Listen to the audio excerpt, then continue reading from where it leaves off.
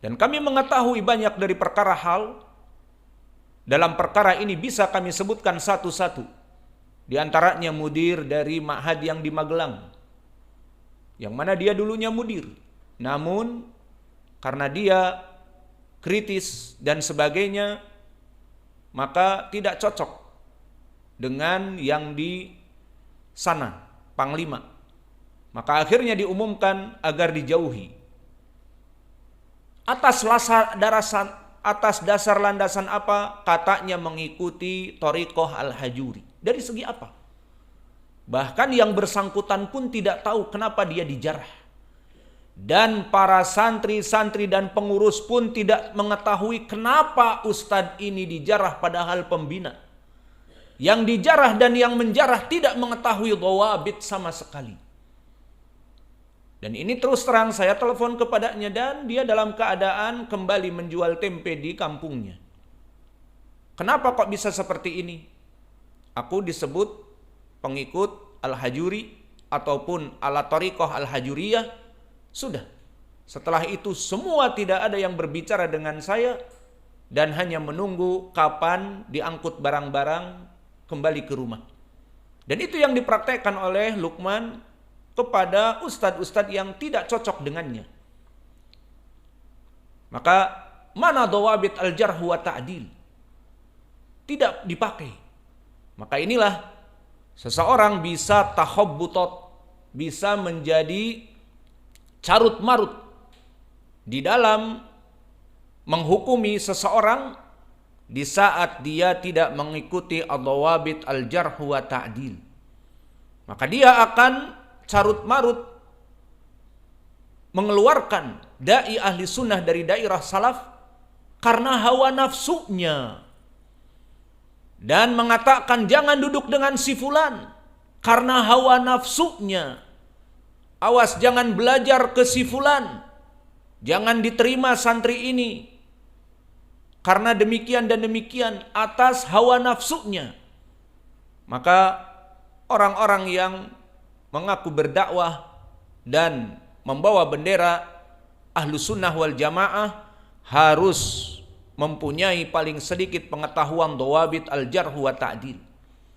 Begitupun dalam permasalahan meninggalkan seseorang ataupun mentautsik seseorang, apalagi kita semua Ahlus Sunnah. Dai-dai Ahlus Sunnah sudah tercecar.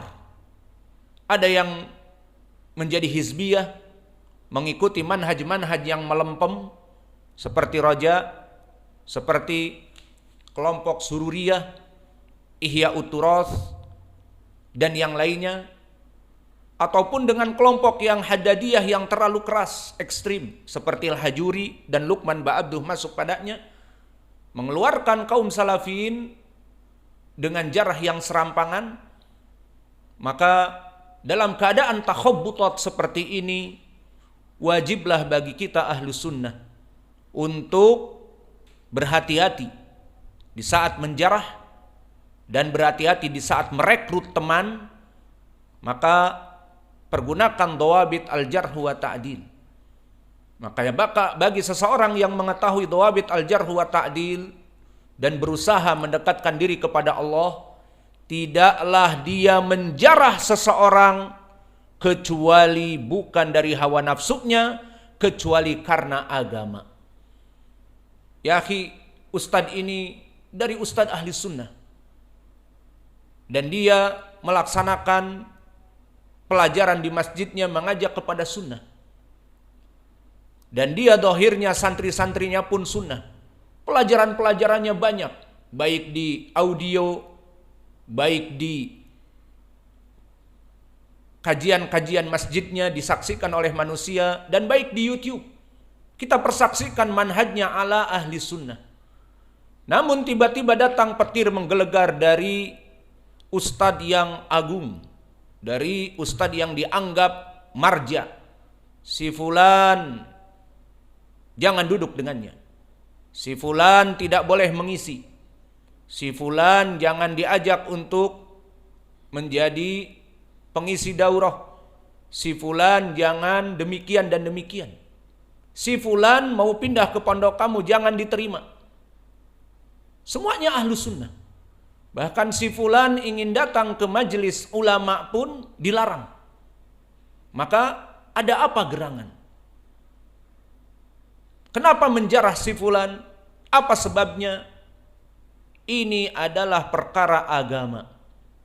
Maka permasalahan al-jarh wa ta'dil mengeluarkan seseorang dari dairatus salaf dan mencela seseorang dai ahli sunnah, adapun menjauhkan manusia darinya juga, ini semuanya berhubungan dengan agama.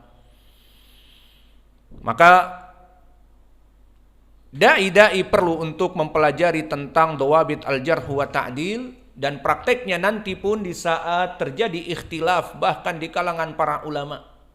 Asy-Syaikh fulan ibnu fulan, mahaluh. Para ulama telah mencelaknya seperti Abdul Majid Az-Zindani. Maka Syekh Muqbil mencelaknya. Setelah kita pelajari apa yang dicelaknya, ternyata semua celaannya mengena. Dan disebutkan sebabnya.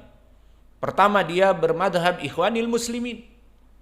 Dan dia juga menjadi perwakilan di Yaman untuk menghadiri acara Wihdatul Adyan, persatuan agama, bahwa agama itu semuanya benar, ke agama samawi. Maka orang Yahudi, Nasara dan sebagainya itu semuanya benar. Dan dia jadi perwakilan. Dan juga dia dicela oleh Syekh Muqbil mempunyai majelis syaikhot, mempunyai majelis parlemen untuk nisa, perempuan, karena dia yang mengajak kepada politik praktis. Karena Ikhwanil Muslimin, maka agar perempuan keluar berdemo dan keluar juga untuk duduk di majelis-majelis parlemen. Alhasil ini dari jarah-jarah yang ada dari Syekh kami Muqbil kepada Abdul Majid Az-Zindani. Ini contoh yang kami berikan, dan ternyata ini adalah ucapan yang benar. Dan dari dulu Syekh menyebutkan, jauhi orang ini. Jangan dijadikan dia pemimpin, dan dia pemimpin partai Al-Islah atau pemimpin partai Ikhwanil Muslimin di Yaman yang namanya Islah, macam-macam di Indonesia namanya lain lagi. Dia setelah meninggal Syekh Muqbil, kelompok Ahlul Bid'ah ini senang karena tidak ada yang menjauhkan dia dari kesesatannya.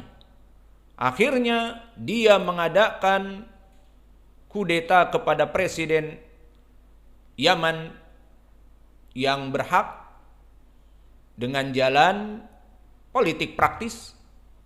Maka akhirnya terjadilah yang terjadi seperti sekarang, turun presiden dan terjadi perang saudara. Sampai this time negara Yaman perang dan kacau, morat-marit, dikarenakan semuanya orang mengetahui pihak Ikhwanil Muslimin dari kelompok Al-Islah yang dipimpin oleh Abdul Majid Az-Zindani yang ingin mengkudeta, dan terjadi pengkudetaan, maknanya pelengseran biar lebih mudah. Maka inilah dari contoh permasalahan al-jarh wa ta'dil yang disebutkan oleh ulama terdahulu dan juga di zaman now bisa dipakai. Dan begitu pun jarahnya Syekh Ibnu Baz kepada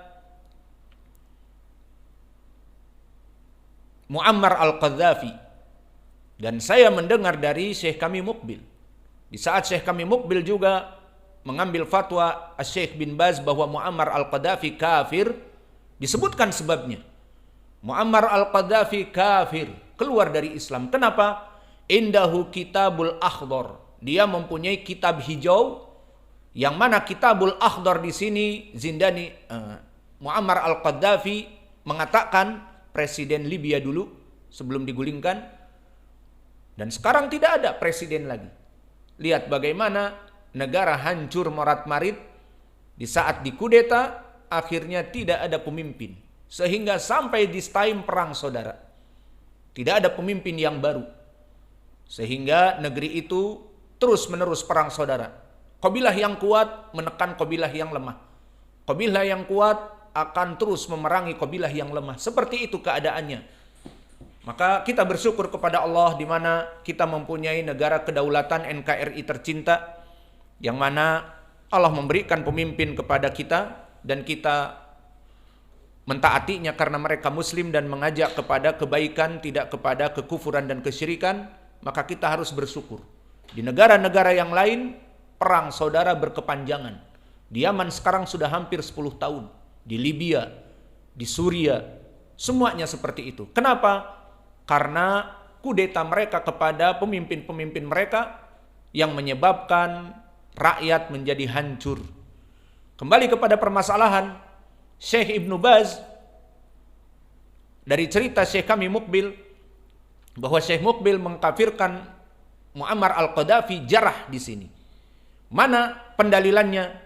Dia mempunyai Kitabul Akhdar, kitab undang-undang, kitab hijau. Dikatakan oleh Muammar al-Qaddafi, dan saya catat dengan tinta emas dari dulu, bahwa Muammar al-Qaddafi mengatakan, nahnu naj'alul Qur'an fawqa ru'usina idza wafaqa kitab al-akhdar. Walakin idza khalafal kitab al-akhdar naj'alul Qur'an nad'asuh tahta rijlina au narmi wara'a duhurina. Kami menjadikan Al-Qur'an agung di atas kepala kita jika sesuai dengan kitab hijau yang kita buat. Namun jika Al-Qur'an berselisih, menyelisihi dengan kitab hijau, kita jadikan di bawah telapak kaki kita atau kita lempar dari punggung di belakang punggung kita. Maka ini ucapan kekufuran.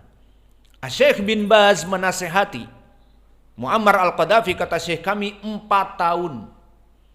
Setiap dinasehati ditanya, ditelepon, hal balagta risalah, apakah telah sampai risalahku? Apakah engkau telah membacanya? Dikatakan iya. Bertobat kepada Allah. Entarlah sibuk pemimpin negara dan sebagainya. Maka setelah 4 tahun dan terus menerus melaksanakan keadaan seperti itu, akhirnya dikafirkan. Dan inilah dari permasalahan al-jarh wa ta'dil. Faidahnya bagi kita sangat banyak.